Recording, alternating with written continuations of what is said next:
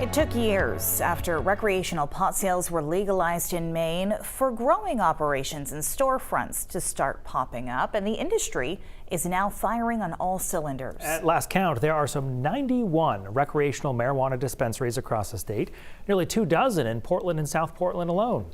And all of them draw quite a bit of power. Keith Carson takes a deeper look into just how much in this week's report on Maine's changing climate.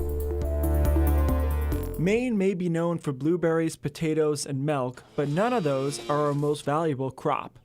According to the U.S. Department of Agriculture, that crown, as of 2020, belongs to cannabis. Marijuana sales totaled $266 million that year, compared to $184 million for potatoes, $124 million for milk, and $26 million for blueberries. But within that rapid growth and staggering sales, there's a bit of a secret. Producing cannabis can be really carbon intensive. A 2012 report on the carbon footprint of cannabis found that cannabis production makes up 1% of national electricity use. A study published in Nature Sustainability estimated that growing just 1 ounce of cannabis indoors is the equivalent to burning 11 gallons of gasoline. Indoors, in that sentence, is largely the key. Nationally, 80% of cannabis is grown indoors, with lighting and environmental controls designed to maximize the plant's yield. These setups can consume up to 2 kilowatts of electricity per square meter. That's 40 times what it takes for leafy greens like lettuce when grown inside. There's one big reason most cannabis is grown inside, according to Nate Burdick of Upward Organics, a Maine outfit committed to low-carbon growing practices via outdoor crops and greenhouses. Obviously, cannabis was illegal for a lot longer than it has been legal. And, there were lots of security threats when growing outdoors.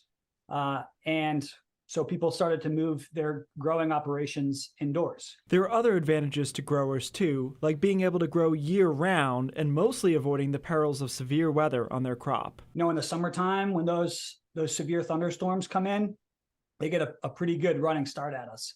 And it can get pretty scary up there. But there's an upside here too. Honestly, sometimes the stress that a plant gets being exposed to the elements, whether it's storms or frost or wind, those actually help the plant express, certain characteristics that are deemed favorable to the consumer. Still, some growers aren't in a hurry to convert to outdoor growing. They already have the equipment to grow indoors, plus you can't effectively grow cannabis in the winter in Maine, which, as we know, is a pretty long season up here. It's not an all-or-nothing equation, though. Using solar or wind energy to power indoor growing operations can greatly reduce the carbon footprint.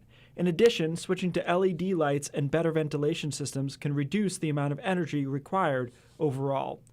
Ultimately, the consumer will decide how much the carbon footprint of their cannabis matters to them, and that pressure, or lack thereof, will determine the future methods of growing. Keith Carson, News Center, Maine.